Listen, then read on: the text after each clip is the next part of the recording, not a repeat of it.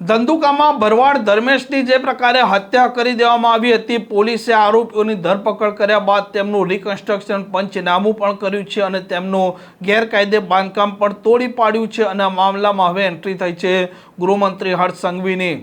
વૈષ્ણવજન તો તેને કહીએ જે પીડ પરાઈ જાનાને રે।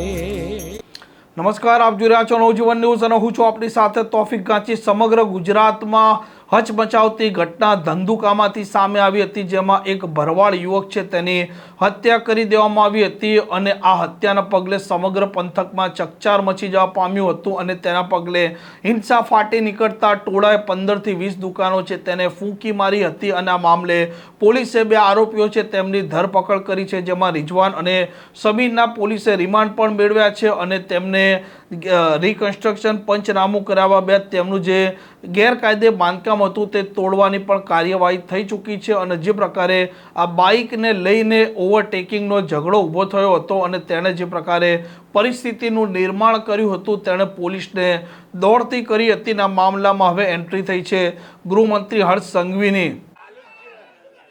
આજે બુલડોઝર ધંધુકા પહોંચ્યું છે।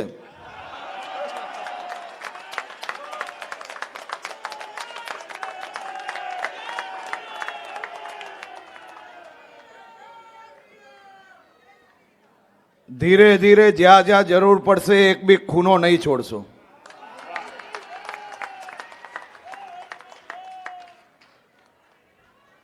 ઘણા લોકોને પેટમાં દુખે છે। આ ગુંડા ટપોરીઓ લુખ્ખાઓ તમારા હક માટે સુરક્ષિત રખાયેલી જગ્યાઓ પર બાંધકામ કરીને 2 નંબરના ધંધા કરે અને એના મકાનો પર બુલડોઝર જ્યારે ફેરવીએ તો કઈ પાર્ટીના પેટમાં દુખે છે તેનો તમને સૌને અંદાજો છે। આપણે ગુજરાતના અનેક ક્ષેત્રોમાં હજારો હેક્ટર જગ્યાઓ તમારા સૌની હકની ખાલી બી કરાવી। અનેક ગુંડા ટપોરીઓએ જે જગ્યાઓ કબજે કરી હતી, જ્યાંથી આ 2 નંબરનો વેપાર ચલાવતા હતા, એ બધી જ જગ્યાઓ સાફ કરીને ક્યાંક પોલીસ સ્ટેશન બનાવ્યા તો ક્યાંક પીએચસી સીએચસી બનાવીને તમારા સૌની સ્વાસ્થ્યની ચિંતા કરતી સારવાર કેન્દ્ર બનાવવાનું કામ આપણી ભૂપેન્દ્રભાઈ પટેલની સરકાર દ્વારા કરવામાં આવ્યું છે। યુવાન કિશન ભરવાડનું હત્યા કરનાર અને હત્યાનું કાવતરું રચનાર એ મૌલવી આજે બી સાબરમતી જેલમાં બંધ છે અને ક્યારેય છૂટી નહીં શકશે।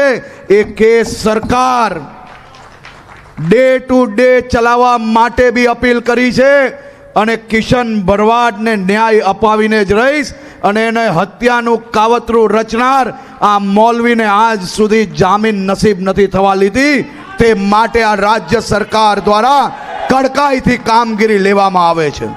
આમ ગૃહમંત્રી હર્ષ સંઘવી કહી રહ્યા છે કે બુલડોઝર અત્યારે પહોંચ્યું છે ધંધુકામાં અને ગુજરાતમાં જે ગુનેગારો ગુના આચરશે ત્યાં ખૂણે ખૂણે આ બુલડોઝર પહોંચવાનું છે અને કિશન ભરવાડની ઘટના પર તેમણે ફરી વખત યાદ કરતા કહ્યું છે કે કિશન ભરવાડ છે તેને પણ તે ન્યાય અપાવશે અને જે પ્રકારે આ ભરવાડ ધર્મેશની હત્યા થઈ છે અને ત્યાર પછી સ્થાનિકોનું માનવું છે કે ભૂતકાળમાં પણ 4 થી 5 વાર આવી રીતે કેટલાક અસામાજિક તત્વો છે તેમણે હત્યા કરી દીધી છે અને આ ઘટનાના પગલે લોકો પણ ભયના ઓથાર હેઠળ જીવી રહ્યા છે અને લોકો કડક કાર્યવાહીની માંગ કરી રહ્યા છે અને તેના વચ્ચે ગૃહમંત્રી હર્ષ સંઘવીનું આ નિવેદન ખૂબ સૂચક માનવામાં આવી રહ્યું છે। આ પ્રકારના સમાચાર માટે નવજીવન ન્યૂઝની આ ચેનલ સાથે જોડાયેલા રહો। નમસ્કાર।